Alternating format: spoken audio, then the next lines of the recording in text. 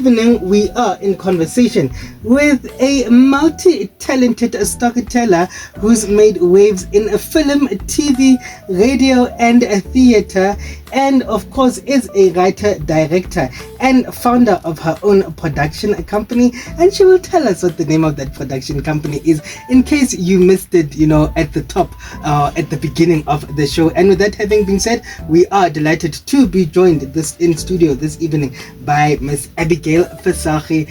Abigail Visagie, good evening. Can you always please welcome me on your show like that? Like, can I walk around with you so I go? You're like, this is who this person is. You made me so amazing. Hi, how are you? No, I'm well, and how are you? I am good, thank you. Thank you so much for having me today. You might remember this voice because this voice was behind this very mic a couple of years ago. So, she has made really great strides. And this evening, we just want to find out more about those strides.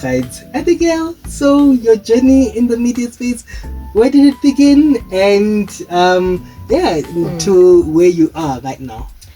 I really want to burst into tears because when I remember that, CUTFM was one of the places who highly believed in my potential as a radio presenter, as a media personality, it brings me quite to tears. But I started quite extensively and very, very, very many moons ago.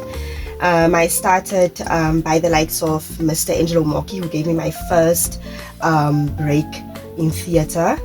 Actually, I have to get that right, with Miss Rieta Pool from Orania Macy School, who gave me my first break to act and to be seen and to be out there. I fell in love with acting first and foremost. That is what I solely wanted to do. I wanted to be an actress. I wanted to be famous. I wanted to be big. I wanted to go to the Big Apple, New York. That is where I saw myself. Little did I know that life had a very different journey for me. I then started studying at the University of the Free State. Completed my degree in Media Studies and Journalism 2018. I then started working at CUTFM. Can you believe it? Po, po, po, po. Hey, po, po, po, po. I had the show Die Sondag Opstaan, which I think is now given to the talented Malisha Liu. I was here, I think, for a year or two, if I'm correct, and it was my passion. It made me fall in love with having this interactive conversations with the community of Bloemfontein, with the City of Roses. I then got a big break to move to Joburg. That's where the journey really, really started. That's Joburg. Everyone goes to Joburg. That's where we all want to be. I lived in Joburg for 3 years. I worked as a news anchor as well as a presenter for an online platform called Joburg TV. Unfortunately, COVID happened, so I got retrenched and had to move back home. I have a very strong support system, Thato. I have a mom who believes in all of my wildest dreams, Audrey Visagie. And as we were home, I was very depressed, I should mention. I came home, COVID hit, I had no backup plan financially, so I had no drive, I had nothing. And my mom was like, Abigail, Mara, what do you know? What can you give us? And she said, my child, write a movie. And I said to her, girl, you crazy? A movie? Yeah. She's like, and my mom gave me this elaborative dream. We are going to write this movie. We are going to hire people from Bloemfontein.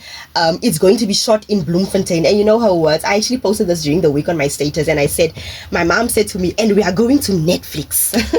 Little did I know. And that was where the birth of LAV Production House started.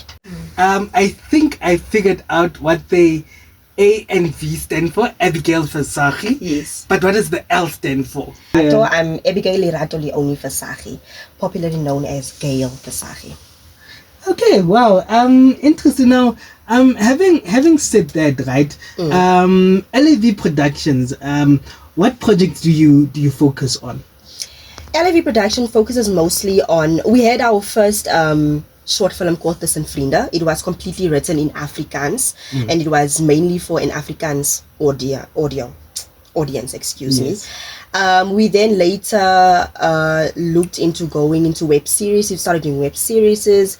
We started doing talk shows where we actually have people come and we speak to them on different platforms, different facets of lives. We've had a doctor, we've had a principal who was retired once and who was called back about 2 or 3 times by the Department of Education. So LAV wanted, its main vision and goal is to promote the community of Bloemfontein, to uplift the people of Bloemfontein and show the world out there that you don't have to go to your big cities. We are here to trying to make a difference. What importance do you place on exploring multiple passions and pursuits as well? And having said that, how do you think it contributes to, to personal and professional growth as well? What a powerful question. And also to make it more powerful in your words, is this your passion, and can you really make money out of your passion? Currently, I should mention, I'm working in an atmosphere that I love a lot. I'm a journalist for the Journal News, a regional newspaper that distributes in Free State, Northern Cape, as well as Northwest. I'm in love with my job. I started off as an actress. I moved as a radio presenter. I did broadcasting as well. And finally, I'm in a platform that I never thought I'd ever be in, which is writing. I never thought in my life I would be a sit-down journalist. So the likes of Bloemfontein Courant, where I previously used to work, as well as Journal News, gave me this platform to finally be a well-rounded media practitioner. And I want to say, anything that you believe in, you can make money out of it. I want to say that.